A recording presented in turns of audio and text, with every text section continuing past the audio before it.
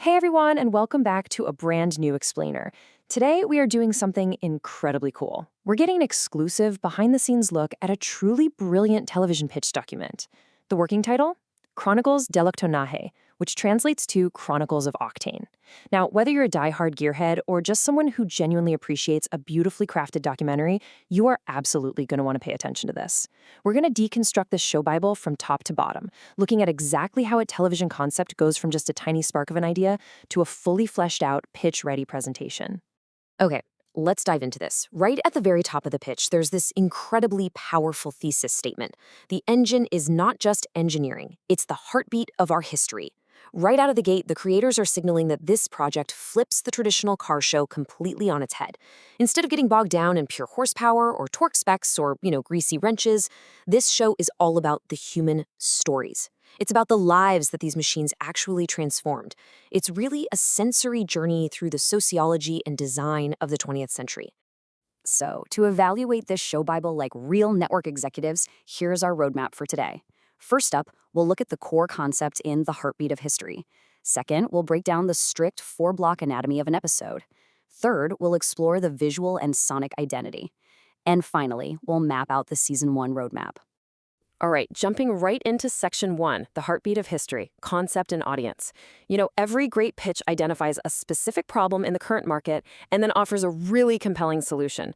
And the creators here realize that automotive television has gotten a little bit, stagnant. Think about the old way of doing automotive TV. It usually relies on static garage locations, heavy technical jargon, and hosts in denim shirts talking endlessly about carburetors. But Chronicles of Octane, it takes a completely different path.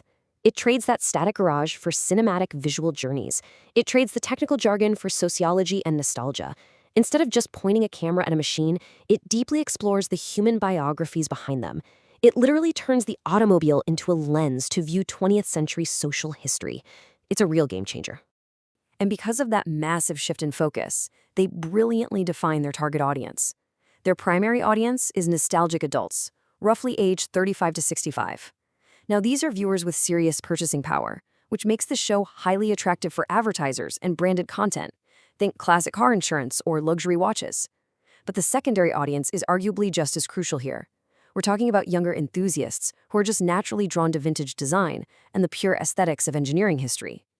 Targeting both demographics makes this show incredibly viable for traditional linear television, but also perfect for modern streaming platforms, where that highly visual, comfort content really thrives.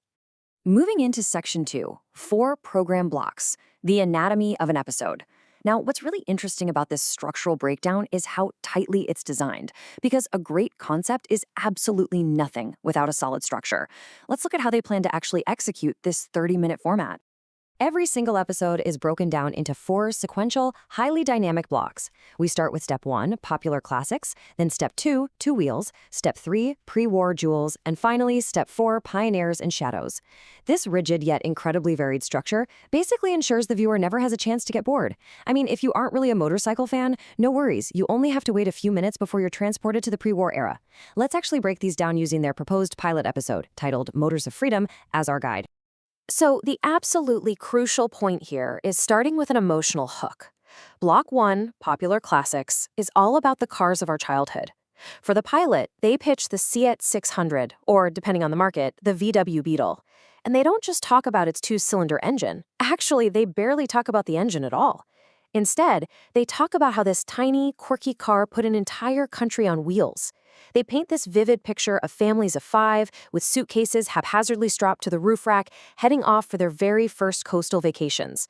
It's just pure, unadulterated nostalgia. Then we shift gears, pun entirely intended, into Block 2, two wheels. This segment explores the newfound freedom of the 1960s to the 80s through motorcycle design and youth culture. For the pilot, they feature the absolute icon, the Vespa. And this brilliantly illustrates the sociological angle they're going for. They plan to show how the Vespa represented a massive societal shift from a post-war transportation necessity into a literal fashion statement, fueling the whole mod phenomenon and becoming the ultimate symbol of modern youth freedom on the silver screen. Next up, Block 3 takes us way back in time to pre-war jewels. This block is all about pure, pioneering engineering defying times of conflict and global crisis. The pilot uses the legendary Ford Model T to tell the story of a world rapidly accelerating from horse-drawn carriages right into the era of the assembly line. It's about how this one vehicle completely reinvented the middle class just before the outbreak of massive global conflicts. Finally, the episode closes with Block 4, Pioneers and Shadows. This is the human profile. It digs deep into the complex and sometimes really dark histories of the creators themselves. For example, the pilot features Ferdinand Porsche, and the pitch doesn't shy away from the heavy stuff either. It explores the intense tension of a brilliant engineering genius who is essentially trapped within the machinery of war, creating the people's car for a very dark regime, only for his family name to somehow survive the post-war era and become the ultimate global synonymous for luxury. It is just fascinating, incredibly complex storytelling.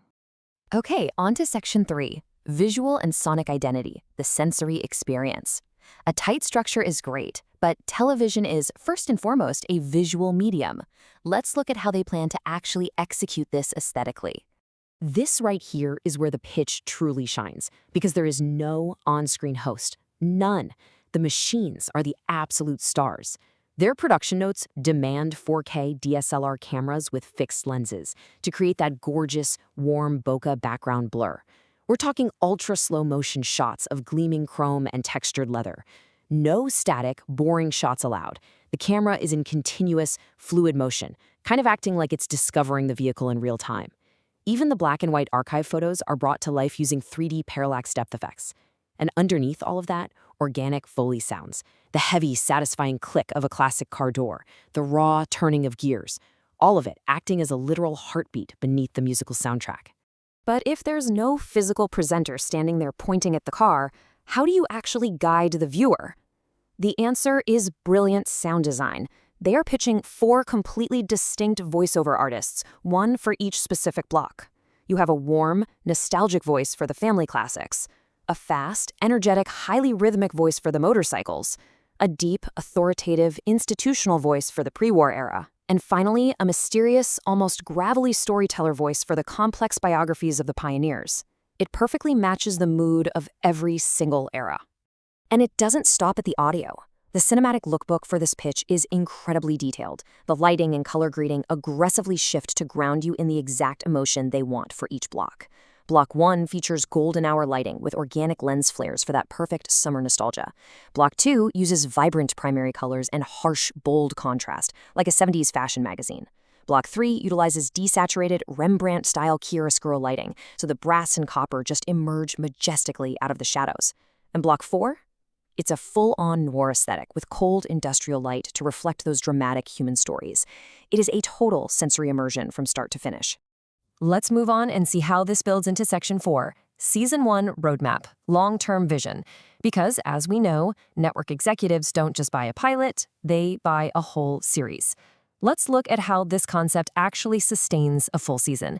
Taking a look at a sample from their 12-episode roadmap, you can clearly see the deliberate narrative arc they've built. Episode 1 starts off incredibly grounded with the emotional, highly accessible Seat 600.